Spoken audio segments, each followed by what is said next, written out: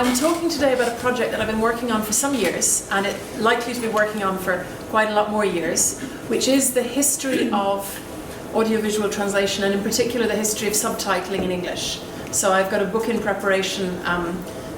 It's going to be a long way away, but which is a history of subtitling classic films into English. So when did it start? I got interested in this idea of, if you read the histories, people like Jan Ivarsson, give a very sketchy introduction to the beginnings of subtitling, and they say, well, sound film began in such and such a year, 27, subtitling starts in 29, and then they move immediately to the interesting bits, which are why dubbing, why subtitling, why in different territories, and so on. And I was like, well, actually, hang on, did this just happen by magic? Did somebody just work out how to subtitle a film? So what were the sort of the detailed transactions going on at the point where this was invented? So I suppose that's a way of a gentle introduction to the fact that this will be quite detailed in some places in terms of who was doing what, when, to which films, and how we can know this, and what we can and can't know from the data that's available. So what people have worked on in the history of audiovisual translation entirely skips the silent period, which is a real pity because it's fascinating, and I won't talk about it now, but we can talk about it if you like, because it's much more complicated and interesting than people have generally acknowledged. And a lot of the work that's been done on audiovisual translation treats it as if it's kind of an eternal present. This is what happens when you dub a film. This is what happens when you subtitle a film. And there isn't much of an acknowledgement that the technological environment in which that happens dictates, how the practices work and might then also change the practices.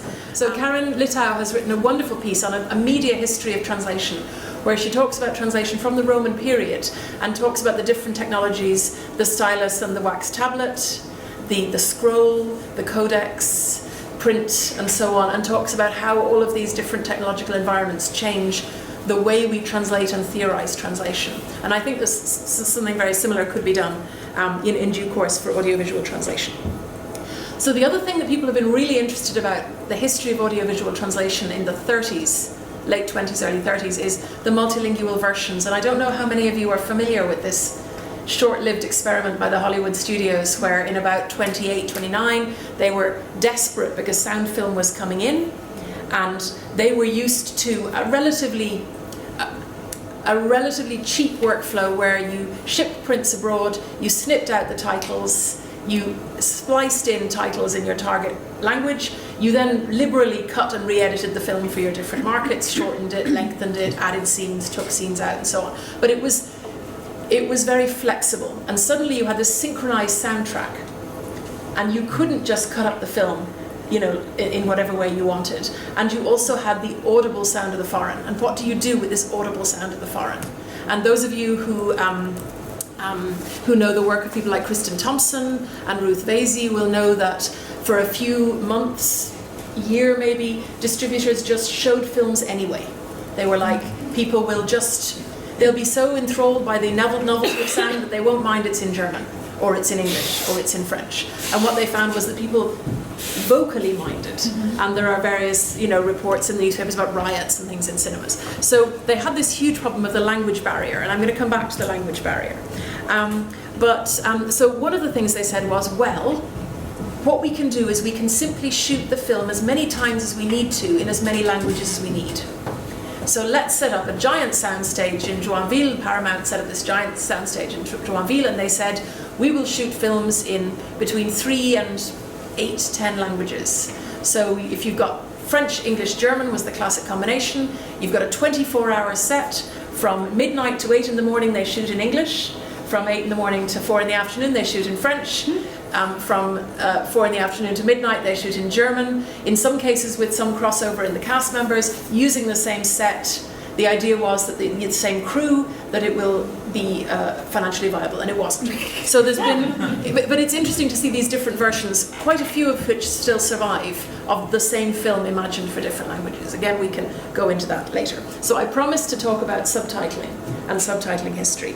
So it starts with the release of sound film, which popularly gets attributed to the jazz singer in October, I think it was 1927, but in fact, as we know, there had been lots of sound in silent film and there had been lots of experiments in synchronized sound before the jazz singer. But that's the conventional beginning. Immediately, the kind of center of gravity was with the Hollywood studios trying to get their product abroad. So they spent these couple of years trying multilingual versions, they tried various other techniques. And the country where the most data on this survives is probably Japan, because in Japan, audiovisual film explainers, benshi, and audiovisual translators in general were big stars. And there are autobiographies, and there are big names who were involved in the work around this. So Abe Mark Norn, or Marcus Norn's account of the Japanese experience, helps to contextualize by talking about what's happening. Subtitling out of English helps to contextualize what's happening in English. So the first film subtitled in Japanese was the Paramount picture Morocco with Marlene Dietrich and Gary Cooper, which was subtitled in late 1930. And subtitles caught on quickly in Japan, and Norns has wonderful data on the visual layout, so they were vertically arranged often on the screen, they moved around according to the characters, and they were also very partial, so they gave you a gist translation of the dialogue, and that's going to be very important. In France and in Scandinavia, again, we know that subtitles start around 1929, maybe autumn of 1929, but it's not clear at the beginning whether subtitles that get talked about in the data are superimposed titles, like the ones we imagine, or are cut-in titles, like the intertitles of silent films. And we're going to see let's talk about a few examples of that. So in France, Jean-François Cornu has done a lot of work on this, and he's got there are some lovely accounts from the beginnings of seeing subtitled films in France. For instance, Marcel Carnet, the director, was at the time a rookie journalist, watching films like Weary River with these initial French titles, and he gave subtitling no chance at all of lasting. He said, apart from the fact that it's very unpleasant, it's physically impossible for a spectator to follow the actors' performances and to read the subtitles at the bottom of the image at the same time.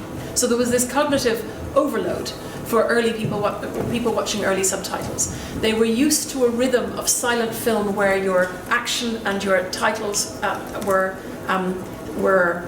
alternated, and suddenly they were asked to look at the titles superimposed on the image. Now it isn't a complete rupture, but the title superimposed on the image, it does come in to silent film, and again we can look at some examples of that. But it comes in as a special effect. It's something that gets used for moments of heightened emotion in silent film. So for instance, in the chariot race in Ben-Hur, there's this moment when two charioteers are yelling at each other, and the horses are racing full pelt, and you get two titles superimposed on the chariots in some versions of the film. And that's because this is an absolutely climactic moment when it's appropriate to blur the lines between text and moving footage. But it's always stays at that level of basically a special effect. Okay, so one of the problems in the early days of subtitles again is the visual quality of the subtitles, and we'll see a couple of examples. But so what you're looking at is subtitles which are created chemically or optically. So optically by being photographed. So they photograph the titles separately, and then they photograph that strip of film onto the image, and the contrast is very poor. Or subtitles which are created in a chemical bath, where you get, which came in quite early, where you get basically just the emulsion burned off, the colour burned off, so you get the white light shining through.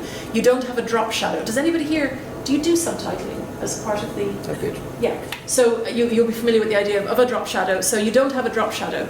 So if somebody on screen is looking at the white sky, or wearing a wedding dress, or holding a giant piece of white paper, then the subtitles very quickly get lost against the image. So there are both technical and also quantitative problems around the sufficiency of subtitles in the early days. Okay, so moving on to what else do we know about subtitling in those early days before it had ever been dreamed of in English?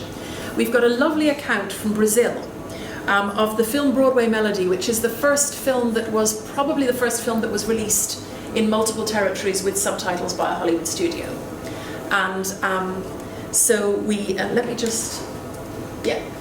Sorry, okay, sorry, yes, there's a lovely example of early subtitles. So this is 1932, this is Mädchen in Uniform, and it's Colette's French subtitles, which have survived partly because they're Colette's, and her name was already, writ very large when that film was being publicised. What you see is, first of all, this idea that text can fill the screen, or fill more of the screen than it can now. So now you have a strict two-line limit, but you get 4-line subtitles quite commonly in the early 30s, and you can also see how the contrast, even in this nth generation copy, the contrast is very poor.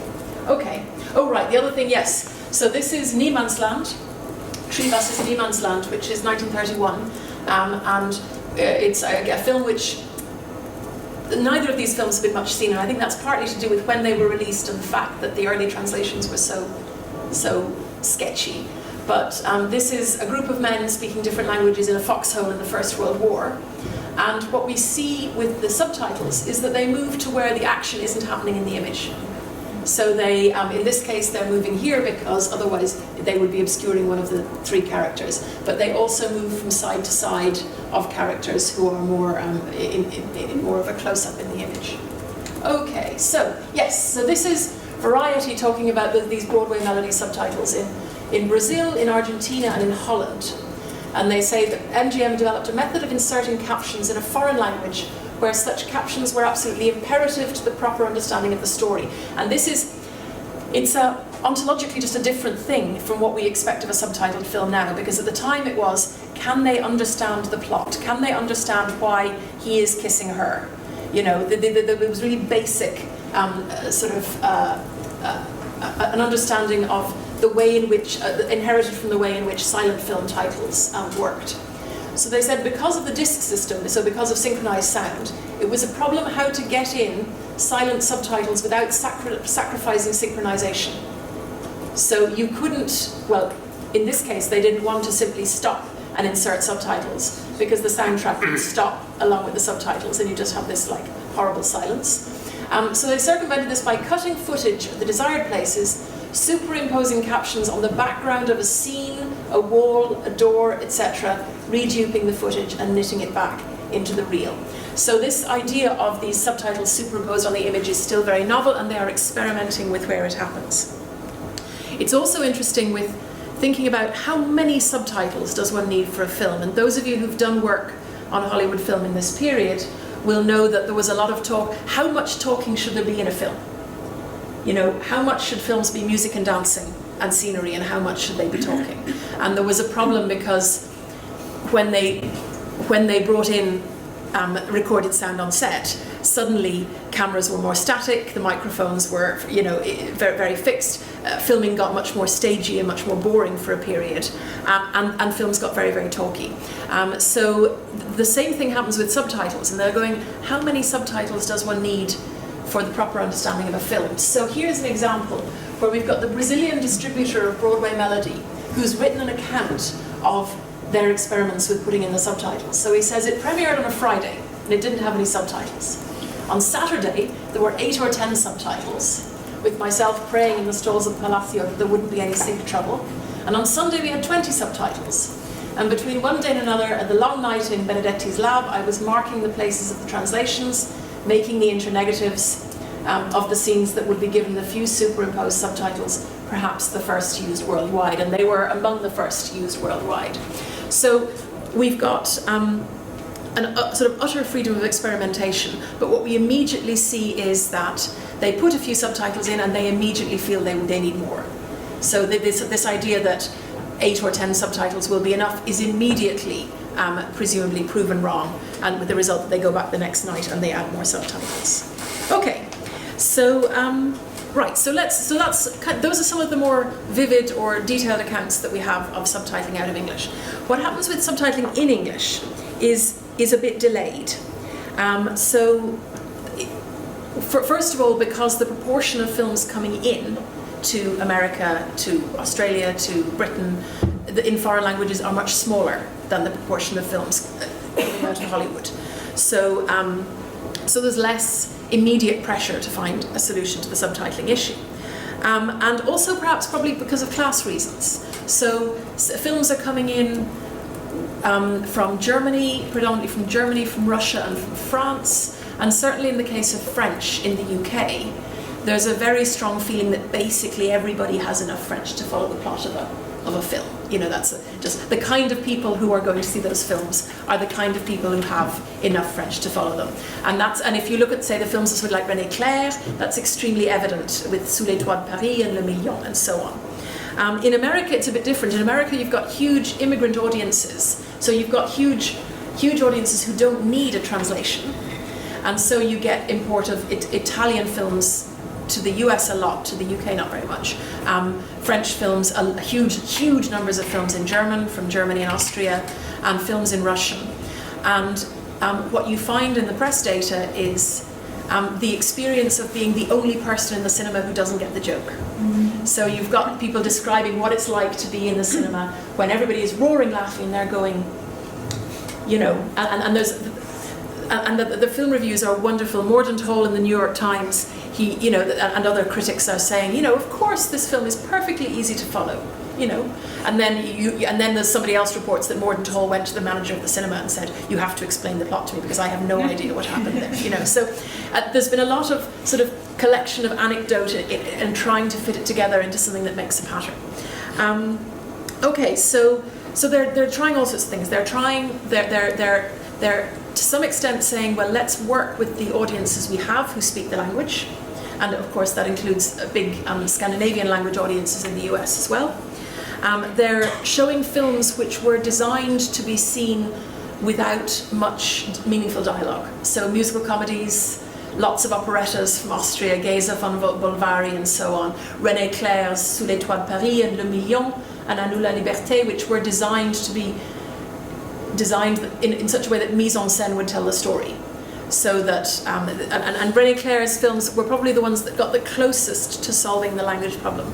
But again, the press data says, you know, he's so near. Maybe the next film will be the film where it really doesn't need subtitles. But what in fact happens is that those films are subtitled less than a year or maybe 2 years after they first get released in Britain. So people give up on the idea of René Clair films being able to transcend translation. There are also other things happening. So titles projected alongside the main picture is one idea. There's one lovely example of an American newspaper that prints, they're showing Das Mädel von der Reeperbahn, which is a sort of popular German film, and they print 40 lines of dialogue in German with the English translations, covering half a page of newsprint, and say, you can understand the film without translation, but just in case you want to understand it a little bit better, here are some translations of the dialogue. So obviously that wasn't sustainable.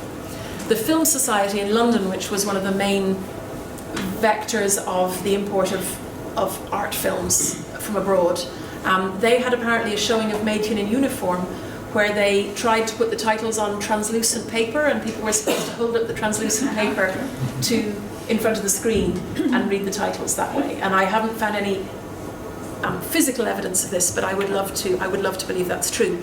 And what's interesting is that really mirrors what's going on now with things like in augmented reality, the idea of smart glasses. And one of the things that fascinates me about this period, and one of the reasons why I think we should study it, is that the kind of experiments that they're doing in this period recur in the digital period. So for instance, the moving of subtitles around the image, that's something that's happening now in accessibility. Notes on Blindness, Slumdog Millionaire, there are Man on Fire, you know, there are popular Hollywood films, but also accessibility researchers who are working with how to place subtitles on the screen. Things like Sherlock, you know, where you've got the text on screen in a way that's very immersive. And these are technologies which were absolutely being experimented with in the early 30s.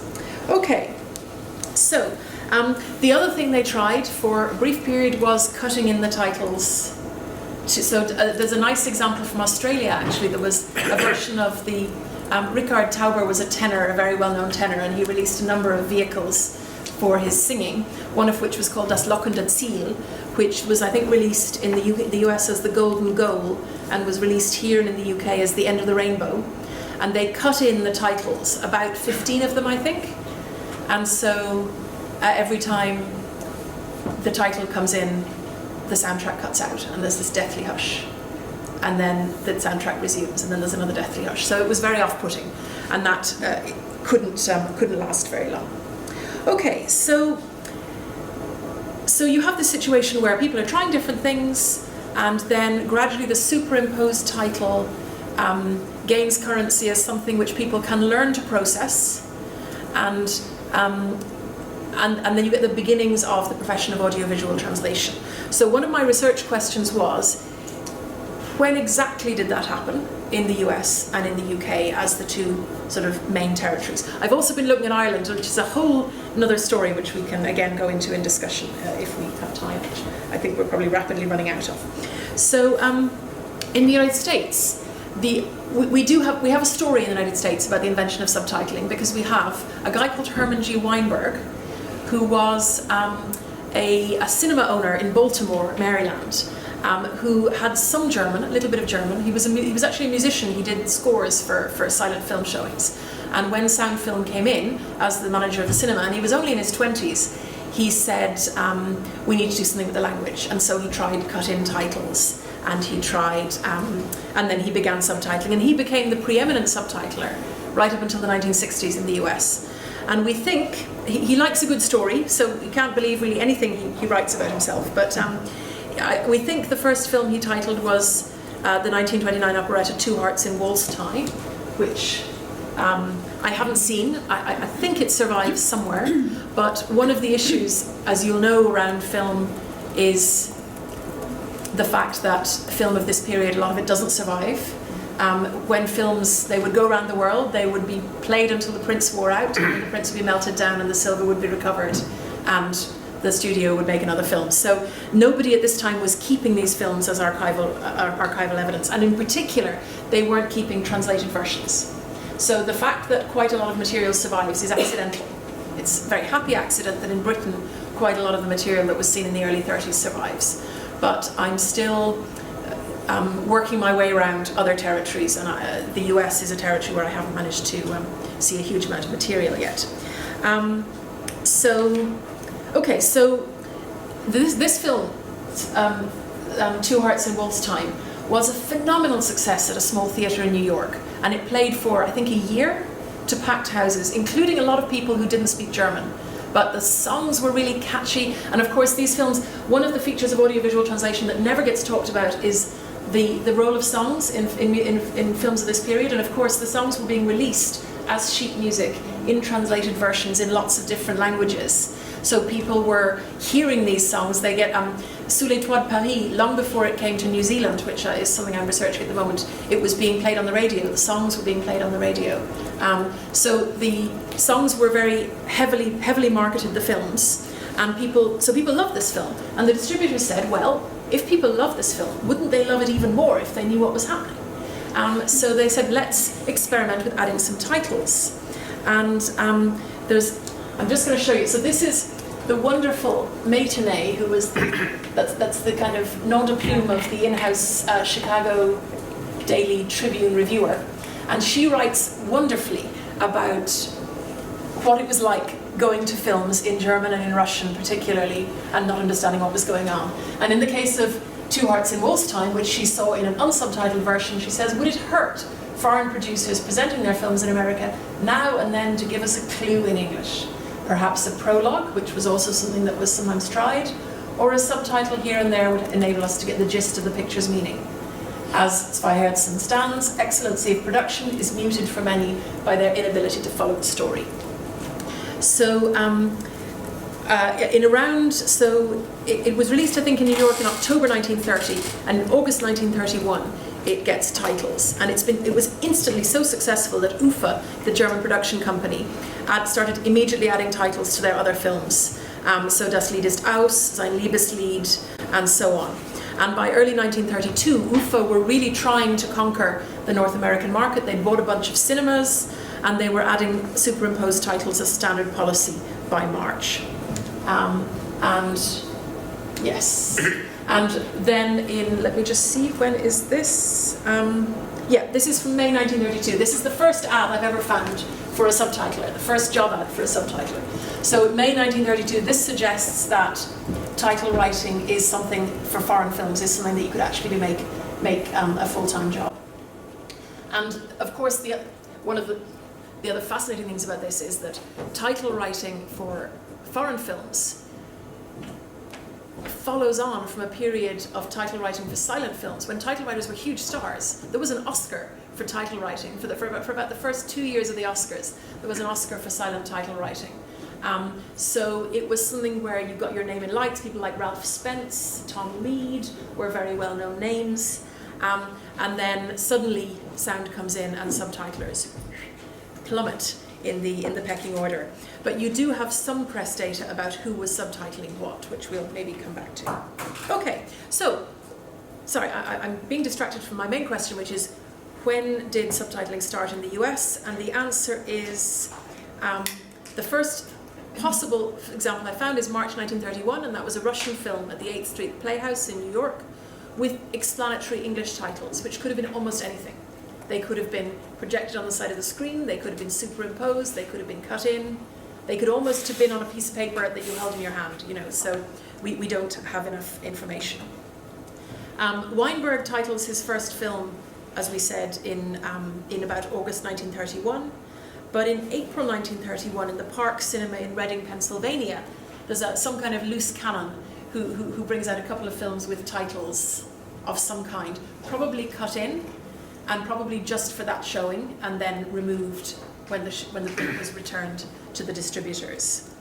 And again, this is all culled from lots of browsing on newspapers.com and on other newspaper archives, trying to keyword search my way to understand what versions of films were showing in what cinemas, in what cities, at what time. Okay, so let's see. Yes. So we can skip forward a little bit to, here we've got some very interesting information from a guy who went on to subtitle M in the US, Wolf Kaufman. He was a variety reviewer. And he saw a couple of Italian films and reviewed a couple of Italian films in the autumn of 1931, or possibly, yes, very late 1931, and he describes what it was like. So the first one is Opera and Reduta. He says that distributors and exhibitors were out en masse to see how the superimposed English titles worked. Maybe what they saw cured them of the hope that foreign films can be forced into the American market. What they saw was a pretty fair Viennese musical mutilated. And he goes on to talk about actual problems with the translation. But then he also sees a couple of Italian films shown. So one of them is Terra Madre, with cut-in titles. And that's the cut-in titles he's extremely scathing about. Either RKO or Pittaluga has managed to completely ruin what little chance the film had in America through the stupid and mishandled insertion of English captions. They spoil the continuity and intelligence for Italian, and they ruin the picture for the arty mob. So that's a typical variety speak, but gives us a very clear idea of the kinds of audiences who are going to these films in New York. Only about a dozen captions, not translations of the dialogue, but a synopsis of the story, with about one caption every 10 minutes or less telling what's going to happen next. And of course, this is back to the early days of silent film, when silent film titles told you not what was happening, but what was about to happen. And then he says also, there's a musical background to the English captions. So somebody's making a speech in Italian, it's cut off for a flash of the American title, with a musical score, and back to the interrupted conversation. So it's the opposite of Das lockende Ziel. Instead of deathly hush during the titles, you get sudden eruption of music, and then the music disappears. And he says what makes it doubly stupid is the program has all the story synopsis in English anyway, and the story is so simple that it doesn't really need any translation. And this is a question that comes back and back in the data. What is it to translate a film? What form of translation is it that films need? Because obviously film's a multimodal medium. You know, that there are people, there are very well-known directors and well-known archivists, Henri Langlois of the Cinematheque, people like Jim Jarmusch, who would say, to really appreciate a film, say a Japanese film, you shouldn't watch it with subtitles. You should just watch it and soak in the visuals, and that's the real way to see a film. So almost that language is not really part of the film of the nature of the film medium, which is obviously very problematic and really rubbish, but it's still nevertheless an idea which recurs a lot. Okay, so this is where what you then get in the US is gradual spreading of subtitles from New York outwards. First to the big cities, to Chicago, to Los Angeles, to a couple of other, sort of medium-sized cities. But right until the end of the 30s and even into the 40s, you get reviewers in less urban environments explaining what superimposed titles are to their audiences. So they're obviously still a novelty in a lot of markets. There was a lot of effort put into distributing a small number of foreign films in this period, and that's it. From the research point of view, it's very interesting. They're phenomenally well represented in the press data. There are wonderful not full page ads, but quarter page ads with beautiful artwork, and there are wonderful the archives keep the exhibitor manuals, distributor manuals with all of the advertising artwork that's being advertised for exhibitors. But what that reflects is not the film's success, but but a large investment in marketing.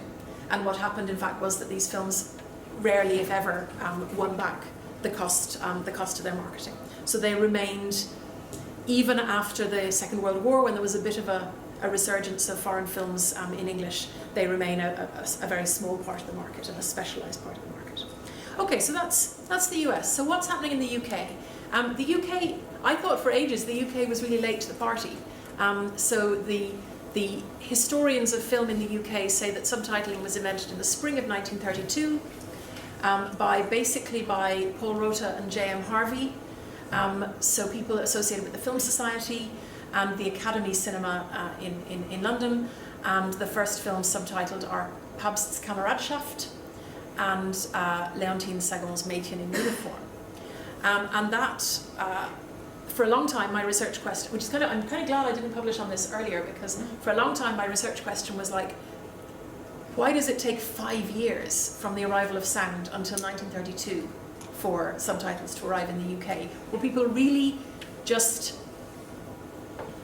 sort of crossing their fingers and hoping every time they went to see a foreign film that they would understand what was happening? And of course that's not the case, because first of all, after 27 it took time to wire the cinemas. So a lot of cinemas, it was a year or two before they were wired for sound. And then, it's the end of 1927 when sound comes in. It's early 1932 that subtitles came in. But in fact, subtitles already came in 1931. And this is something which has been the result of ever bigger press databases and in some cases ever more expensive subscriptions. The more you troll, the more you keyword search, things have popped up. So I had a beautiful book chapter written this spring on exactly this topic, and by the time I actually had to submit the final version to the publisher, I had to rewrite the whole chapter because my entire narrative of what had happened in the UK had changed. So it's good trouble, if you like, in the research sense. So what's interesting if we look at the data in the UK is that immediately the historians are saying these are the number of titles in these films. So Kameradschaft we're told, about 70 or 80 titles. Mädchen in Uniform had 120 titles, I think, Rachel Lowe says. And if you look at the prints, that's obviously, from the research point of view, a really valuable tool, because if I'm looking at a print and I count the titles and the titles correspond, I have some hope that that is a print of the period. And there's obviously other evidence I can draw on. I can draw on the credit sequences, the distributor names, things like the age of the print, the actual, the archival evidence of when the stock dates from, and so on. But the counting titles has become one of the main parts of this research for that and other reasons. What's interesting is that those films with very few early titles, you get people writing about them and saying, of course these films don't have very much dialogue because they don't have very many titles. So they can't have much dialogue because they don't have many titles. So Westfront 1918, which gets shown in early 32 with half a dozen cut-in titles, gets reviewed in the 50s by somebody who's clearly seen that print and says, of course, that it's a war film. It's a film with incredible special effects and a lot of scenes of combat and conflict. And they say, of course, it has very little speech. But if you look at a subtitled version of that film now, it has, what, 500, 600, 700 titles? So again, the idea of what subtitling should be aiming to do has obviously changed a huge amount since between the 30s and today. And if we look at, let's see, yeah, if we so just a quick hop through the experiments in subtitling in the UK. In April 1931, a distributor at the Rialto in London shows a mountain film called Der Sohn der Weißen Berge, Song of the Alps, in two versions. You can see it in German, or you can see it in a silenced version with cut-in titles in English. And of course, this was anybody here work with Italian? Okay, we have, yes, a couple of Italian. So in Italy, what's happening there is that because when censorship comes in Italy for sound film, the edict is that you can't hear any foreign language. So all films are silenced coming into Italy, and the titles are cut in. So you get all the speech cut out and these long titles cut in, and it's a very peculiar thing to watch. So they're trying this for a bit in London, but it doesn't really fly, and they give up. There is another film with explanatory English subtitles at the end of 1931, which is a Yiddish language musical comedy called His Wife's Lover, or Sein Weib's Liebnik, directed by Sidney Golden. And the reviewers are extremely scathing about the quality of the subtitles and the effect to which they have any impact on the audience following the plot.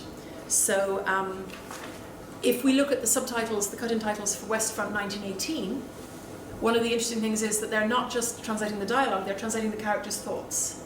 So you get these transitional practices where titles at the very beginning are somewhere between silent titles and what we think of now as subtitles. And what's interesting there is not how long the transitional practices last, but how short they are. So within months, we have something which looks very like the kinds of subtitles that we're used to. They found the space on the screen, approximately the length of line. When I started on this research, I had hopes of finding, years worth of wonderful data of all kinds of exciting experiments, and they are exciting, but they are the process of normalization is much quicker than I expected.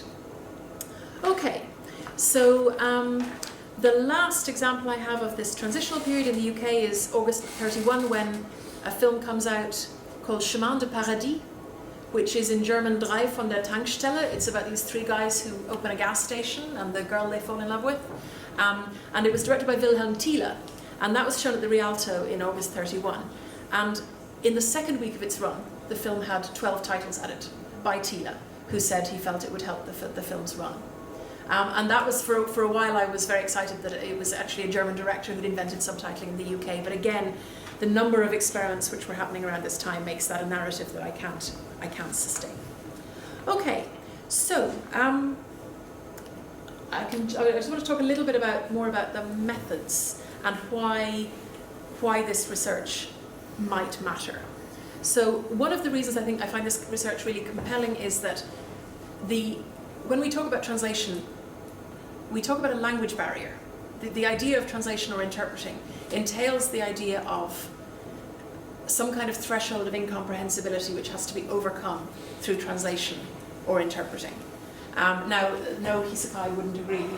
He would flip it and say that it's translation and interpreting which themselves create the incomprehensibility. But we can come back to that if anybody's interested. So, but this idea that these films, the conditions in which they were seen, and the press data which survives give us this really affectively compelling example of what the language barrier is like when you don't have translation, and an incomprehension which is sustained over a period of time in the exhibition environment, and that is gradually overcome. And the press data includes people reflecting on what it's like to experience that language barrier being overcome. So there's something for me very fundamental about the core interests of translation theory. But there's also something very interesting about the models that we use to study translation. So obviously translation theory as it begins, let's say it begins in the 1970s, for the discipline, sort of takes off in the 1970s. You've got very much a focus on comparing one text with another text. So you've got an original and you've got a translation. And and you want to understand what's happened. And so in the very beginning of the sort of more old-fashioned work, you get people saying, look how bad this translation is. Look how this translation fails to live up to its original. And then you move on and you have Gideon Toury and you have descriptive translation studies, and it's more like, let's see where this text goes. Let's see how this text changes. So the acknowledgement that the text always changes in translation. With film translation, particularly in this period, the idea of establishing a text and being able to find the text is immediately problematized. So with books, libraries keep books, even bad books, are kept somewhere. They're on ABE books, or they're on eBay, or they're languishing somewhere in a basement. So translations are attributed, and the translator's name is on the book. So if you want to look up, all the translations of Madame Bovary, you can find, or all the translations of Boccaccio's Decameron, you can find a whole bunch of more or less distinguished or undistinguished versions, and you can hold them in your hands and, usually use them for analysis. With films, you have a number of issues. First of all, does the version survive? Well, archives don't keep those versions. Archives don't keep metadata that says, this is a version of Libelai subtitled by Mai Harris in 1934. Or this is the version of La Grande Illusion subtitled by Herman Weinberg in 1958. They almost never have that information unless it's in the credits of the film. So my research involves both seeing film prints in archives and retrieving that information if I can, and if it isn't if the archive doesn't have it, but also looking at the press data where people are sometimes saying, oh yes, here's Mai Harris again doing a really bad job of subtitling Rififi, and then trying to find the print that they're talking about to see what it is they're saying about what they're looking at. So to try and triangulate people's attitudes to what film translation is against the empirical evidence that's in the print. So first of all, that's a huge methodological hurdle. But also, film is an editing-based medium. Film gets cut up and censored, routinely, even in the sound period. So for instance, the UK and US markets like short films. Films would routinely be cut down by half, as for both in the silent period a lot, but also in the sound period. You get territories where in Russia they like sad endings, in America they like happy endings. So you could have different endings shot for a film. Kameradschaft is one such film which has a number of variant endings. Censors could take out certain scenes or certain lines of dialogue. Subtitles could be cut. There's the great example of showing Ulysses at the Cannes Film Festival in the 50s, and the director gets absolutely apoplectic because overnight the censors looked at the subtitles and said some of these are a bit racy, and has got a crayon and has literally blacked them out on the print so you can't read the subtitles, and he tries to stop the projection and he fails. So there are all of these, films get lost, archives misrecord what they've got. Films survive in part. So one of the early films subtitled in the UK, which is Stürme der Leidenschaft, was thought to be lost for a long time. Well, it survives in the Italian silenced version, which is very peculiar and unwatchable, and in a very shortened Japanese version that was found about 15 years ago, I think, at the Japanese National Film Archive. So the idea of being able to have a text and say, I know this was the source text for this version, is already often impossible. So we have to find a new method for doing the kind of close textual work, and it involves adopting the methods that film restorers and film historians use to think about textual variation. And I think one of the things that's really interesting to me here is to go back to medieval studies and think about mouvance and think about the idea of the proliferation of textual versions as something that could be very exciting to look at in relation to film translation. It's a little complicated by the fact that archivists hate when you use literary models for film, and rightly so in lots of ways. So the idea of taking a philological model and saying, can we adapt it for film is rather sensitive.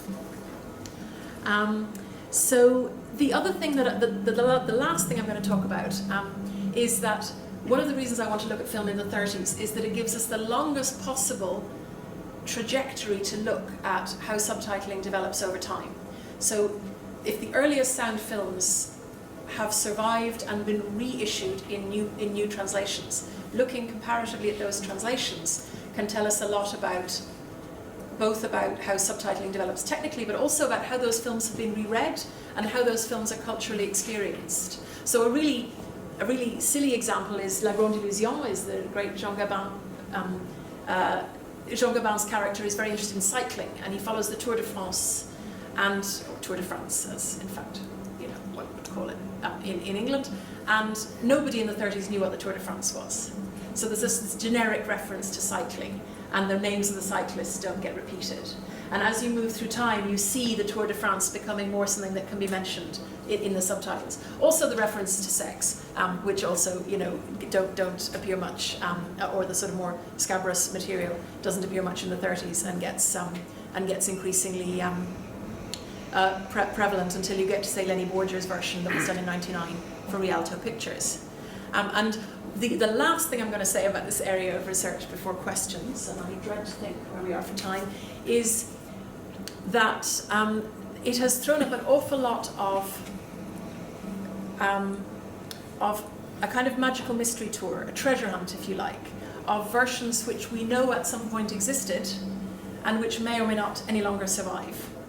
And one of these versions, which I'm hoping to see next month in America, is the first subtitled version of La Grande Illusion, whereas those of you who know the film will know that at the end, Jean Gabin's character calls his friend Rosenthal a dirty Jew. And this was taken out in the subtitles, apparently, and he called him "you old dog." And Renoir threw a giant strop in the projection in Los Angeles and left the cinema and said, "This is a travesty." The Jewish theme is extremely important in the film. So that's a story that somebody tells about a screening and a director's tantrum. I haven't seen a print, I can't verify that, so I have to look through. I can't tell you how many old VHS copies of La Grande Illusion I have, looking for that version, which I think it's probably not apocryphal, but we can't know until we see it. There's another version of Rome Open City, which got shown in Ireland in the 1950s, which I'm talking about tomorrow, at the ACES conference, and that had Irish and English titles. And it's the only foreign film that was ever released in Ireland with Irish and English subtitles. And that, no trace of that survives. So is it somewhere in the world? How would you go about finding it? So one of the parts of this research that I hope will eventually happen is a website of lost translations, of lost film translations, with the original version of René Clair's Le Million, with added English-speaking characters leaning in through the skylight, explaining what's going on in the action, which were added for the release in 1931. So I think I'm going to stop there while I'm ahead, if I'm still ahead, but I'd be absolutely delighted to take questions if anybody's got any. Thank you very much for your attention.